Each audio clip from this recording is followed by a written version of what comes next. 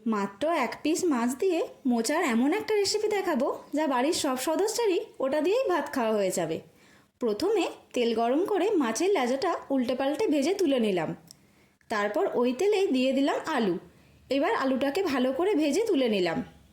তারপর ওই তেলে জিরে, শুকনো লঙ্কা, তেজপাতা ফোড়ন দিয়ে দিলাম। এবার দিয়ে দিলাম পেঁয়াজ রসুন কুচি। পেঁয়াজ রসুন অল্প ভাজা হয়ে গেলে দিয়ে দিলাম আদা বাটা।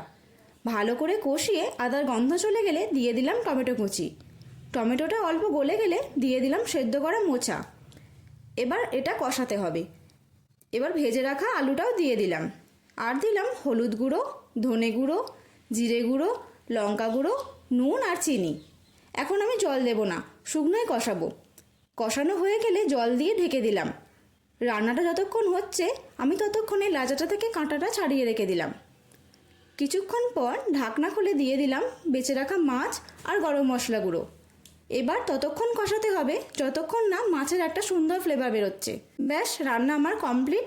এবার 3 থেকে 4 মিনিট নাড়াচাড়া করে পরিবেশন করলাম মাছ দিয়ে মোচার ঘন্ট।